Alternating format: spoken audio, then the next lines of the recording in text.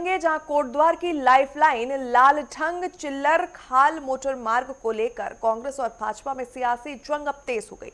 बता दें कि वन विभाग द्वारा सड़क निर्माण के लिए पीडब्ल्यूडी को कार्यदायी संस्था नामित करने के बाद दोनों दल आमने सामने हैं। इस दौरान कांग्रेस नेताओं का दावा है कि साल 2015 में उनकी सरकार ने फ्लाईओवर के लिए 7 करोड़ रुपए स्वीकृत किए थे, जिसे भाजपा ने रोक दिया। दूसरी ओर अगर भाजपा की बात करें तो पार्टी ने इन तमाम आरोपों को निराधार बताते हुए इस आदेश के लिए विधानसभा अध्यक्ष रितु खंडूड़ी का आभार व्यक्त किया। भाजपा का आरोप है कि कांग्रेस केवल जनता को गुमराह करने का काम करती है।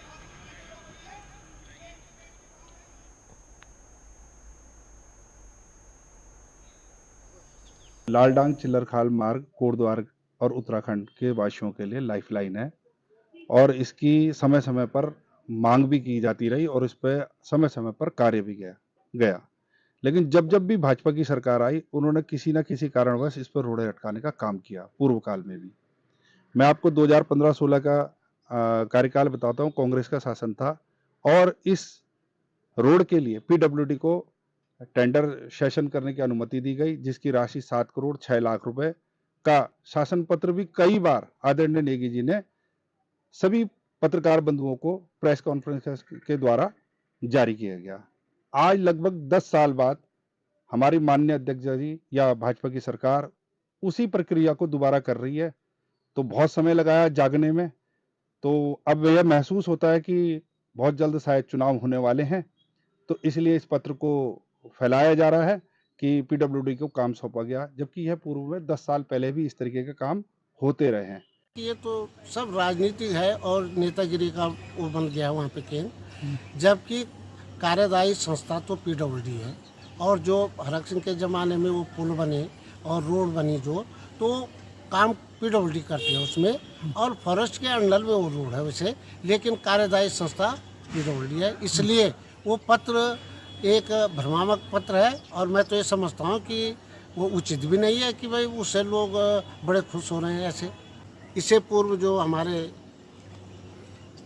मंत्री थे उत्तराखंड सरकार में, माननीय सुरेंद्र सिंह नेगी जी, उन्होंने उसके लिए लाखों रुपए का बजट तैयार करके और उसको एलिवेटेड रोड बनाने की भी बात की थी। टेंडर भी हो गया था और उससे बाद भी उन्होंने उस पर काम करवाया और कार्यदायी संस्था पीडब्ल्यूडी थी और कई रुपए उस पर माननीय नेगी जी ने उनको दिलाया था संस्था को और काम करवाए थे।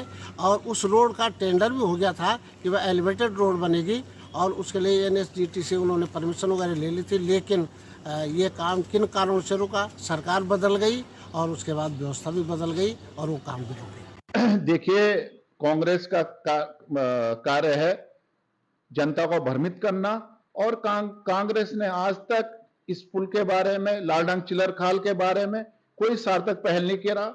और अगर सार्थक पहल होती तो उसका परिणाम हम सबको आज से जब कांग्रेस की सरकार थी देखने को मिलता है। सिर्फ कांग्रेस की ये बयानबाजी है और जनता को गुमराह कर रही है। जनता इनके गुमराह में नहीं आने वाली। कहना चाहता हूँ कि लालडांग चिल्लरखाल मोटर मार्ग भारतीय जनता पार्टी की सरकार का एक प्राथमिकता वाला मुद्दा रहा है कि सड़क को हम बनाएंगे, और पिछली सरकार में भी इस सड़क को हमारी सरकार के द्वारा बनाया गया था। लेकिन कुछ लोगों के द्वारा एक एनजीओ की मदद से कोटद्वार के विकास को प्रभावित करने के लिए सड़क का निर्माण कार्य रुकवा दिया गया था सुप्रीम कोर्ट में जा कर के। और हमारे सांसद अनिल बलूनी जी, हमारे मुख्यमंत्री पुष्कर सिंह धामी जी, हमारी विधायिका और विधानसभा अध्यक्ष रितु खंडूड़ी जी के संयुक्त प्रयासों के चलते अब इस सड़क को खोलने का आदेश हुआ। उसके बाद आगे बढ़ते हुए अब हमारी सरकार ने निर्णय लिया है कि पीडब्ल्यूडी विभाग कार्यदायी संस्था के रूप में सड़क का निर्माण कार्य करने जा रही है।